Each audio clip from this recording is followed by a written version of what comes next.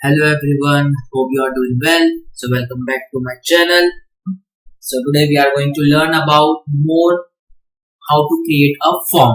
Okay, in our previous practical we learned about how to create a simple form. So today we will make some changes in that form structure. अभी जैसे last practical में हम लोग ने normally क्या देखे थे कि फॉर्म कैसे बनता है, तो अपन ने क्या किए थे, एक थोड़ा सा क्विक रिव्यू कर लेते हैं. तो नॉर्मल बेसिक स्ट्रक्चर है. फिर फॉर्म क्रिएट करने के लिए हमने क्या किए थे, फॉर्म टैग ओपन किए थे, फर्स्ट नेम लिखे थे और इनपुट टेक्स्ट टाइप दिए थे. और इनपुट टाइप क्या है, हमारा एट्रीब्यूट है फॉर्म के लिए. और अंदर टेक्स्ट लिखे थे. टेक्स्ट क्यों लिखे थे, क्योंकि जब अपन नेम इंटर करते हैं, जैसे यहाँ पे आउटपुट में शो हो रहा है, यहाँ पे आउटपुट में यहाँ पे जो अपन लिखते एज अ टेक्स्ट अपन यहाँ पे ऐड करते हैं ना.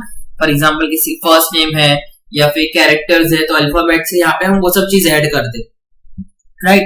तो उसके हिसाब से यहाँ पे क्या लगता है, टेक्स्ट लगता है.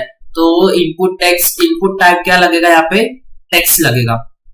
उसी तरह फिर यहाँ पे नेम ऐड करना, नेम लिखना जरूरी है वरना वो डेटा स्टोर नहीं करेगा.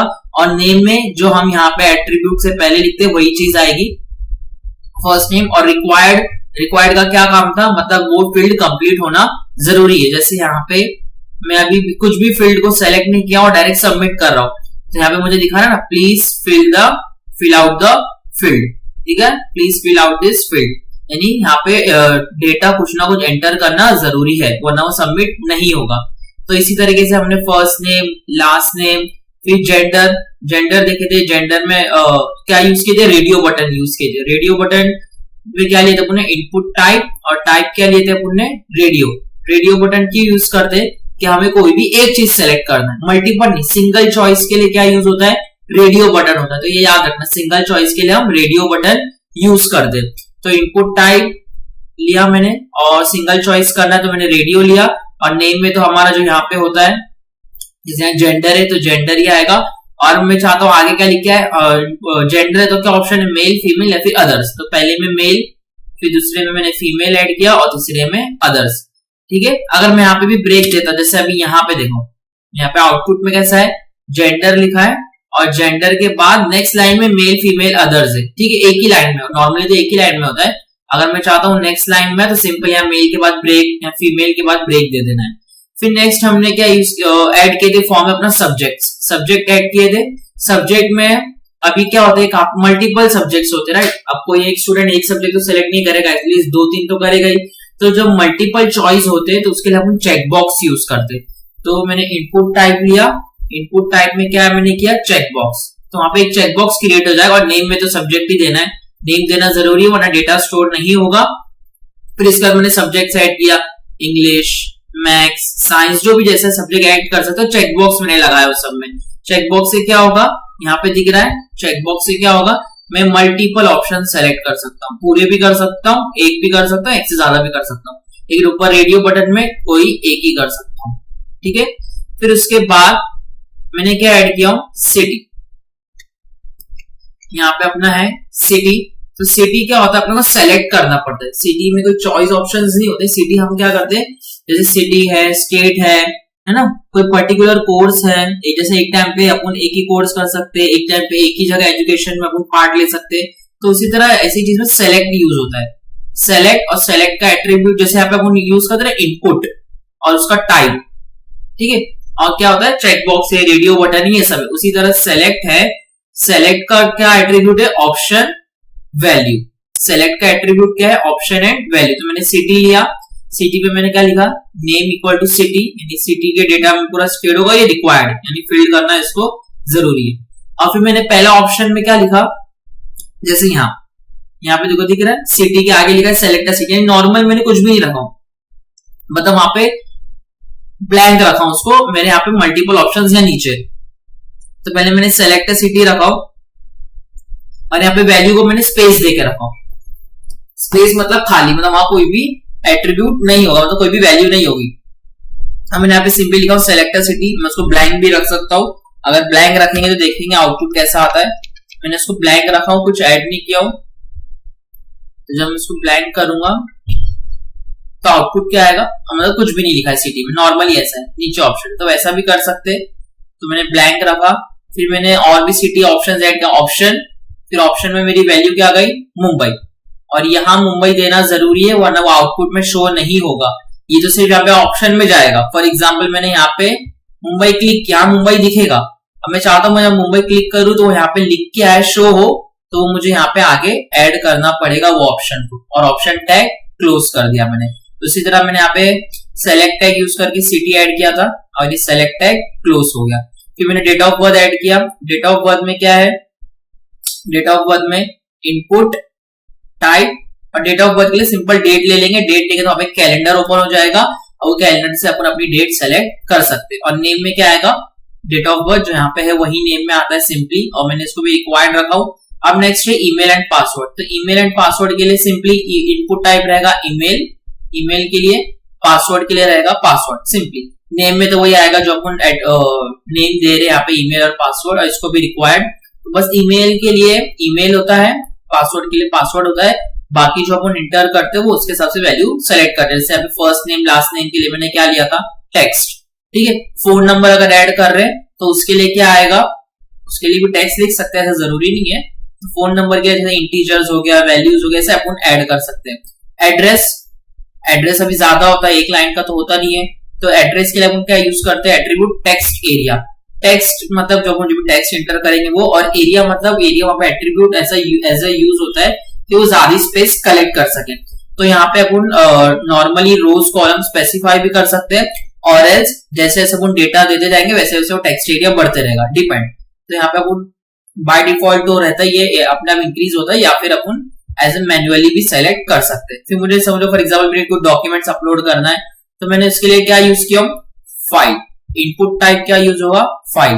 तो जैसे अपन ने चेकबॉक्स यूज किए थे मल्टीपल चॉइस के लिए, रेडियो बटन यूज किए थे सिंगल चॉइस के लिए, और ऑप्शंस यूज किए थे सिटीज के लिए, उसी तरह फाइल अपलोड करने के लिए क्या यूज होगा, फाइल। ये नेम जो यहाँ पे लिखा हुआ मैं कोलन के पहले सब जगह पे, वहां पे हम कुछ भी दे सकते हैं अपने हिसाब से। जैसे यहाँ पे पासवर्ड की जगह मैं लिख सकता हूँ इंटीरियर पासवर्ड, ईमेल की जगह इंटीरियर ईमेल, जैसा इजी लगे वैसा लिखना है, बट अंदर के जो एट्रीब्यूट्स में जो वैल्यू आएगी परफेक्टली फिल्ड होना चाहिए। और फिर मैंने यहाँ पे दो बटन ऐड किया हूँ, रीसेट, ऑटोमेटिकली रीसेट लिखना है, सिर्फ और कुछ ऐड नहीं करना है। Input type reset, input type submit, simply reset button से पूरा डेटा रीसेट हो जाएगा और सबमिट बटन से सबमिट हो जाएगा। तो ये लास्ट प्रैक्टिकल में देखे थे।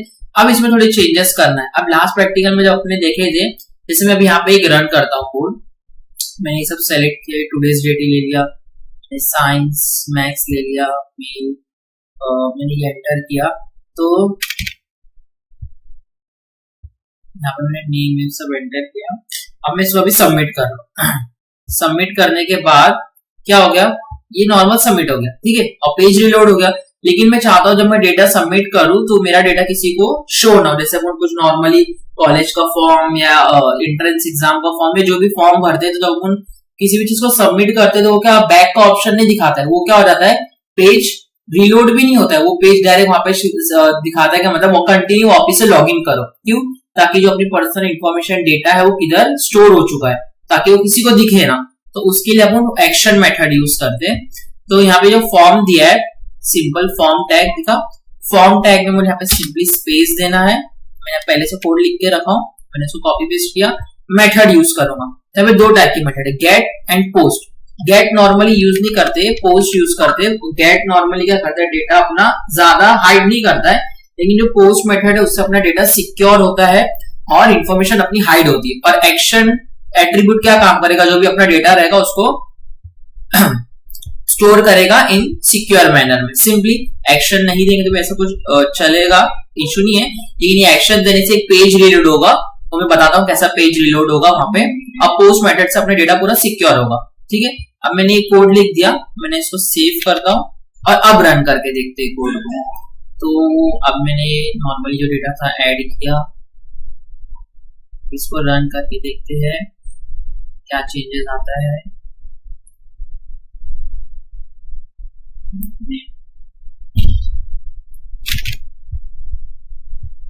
अब मैंने इसको सबमिट किया, चेंजेस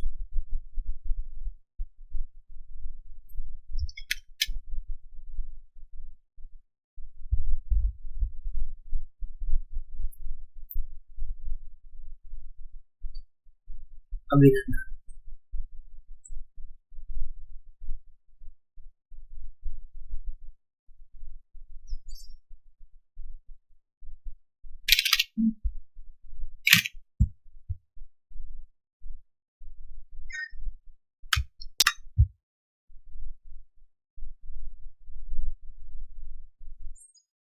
ठीक है। जैसे ही मैंने डेटा सबमिट किया तो मुझे ऐसा कुछ ये सामने जो एक्शन मैंने लिखा था ना, देखो यहाँ पे लिख के आ रहा है ऊपर data.php, दिखा data.php ऊपर data.php। तो ये एक्शन मेथड ने क्या किया, मेरे पेज को रिलोड होने नहीं दिया, मेरे पेज को डायरेक्टली एंड कर दिया, ताकि मेरी फाइल कोई भी एक्सेस ना कर पाए, एडिट ना कर पाए, डिलीट ना कर पाए, और मेरी इंफॉर्मेशन जो इसके पर्टिकुलर पेज पे मैंने सबमिट किया वहां पे जाके स्टोर हो जाए। तो सिंपली ये ऐसा क्या होगा, वर्क करेगा, और ये बेस्ट मेथड है अपनी इंफॉर्मेशन को सिक्योर करके रखने के लिए। अब कुछ और चेंजेस करते हैं। फॉर एग्जाम्पल अब ये पेज को कुछ काम का नहीं, मुझे ऑफिस से रिलोड करना होगा।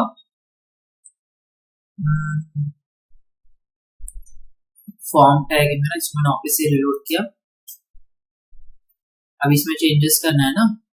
अब जब अपन देखते हैं तो नॉर्मली क्या होता है, जो अपना फॉर्म है सब पूरा ब्लैक कलर में लिख के आता है, राइट। तो चाहता हूँ उसका कलर चेंज हो, बैकग्राउंड कलर तो अपन चेंज कर लिए ना, लेकिन अभी मैं चाहता हूँ कि उसका भी कलर चेंज हो, जो अपन लिख के जैसे मेल है, फर्स्ट नेम है, जेंडर है, ये सब। तो उसका कलर चेंज करने के लिए हमें टैग यूज करना है, जो कि है नॉर्मली टेक्स्ट, जो कि इधर यूज होगा, बॉडी में यूज होगा, ठीक है। तो अपनी बॉडी की तरह बैकग्राउंड कलर तो अपन ने दे दिए, स्पेस देके सिंपली मैं लिखूंगा टेक्स्ट, और कोट्स के अंदर जो कलर चाहिए वो, फॉर एग्जांपल मैंने लिखा रेड। हमने इसको सेव किया, लेट्स सी कलर चेंज होता है नहीं। रिलोड करते हैं पेज को,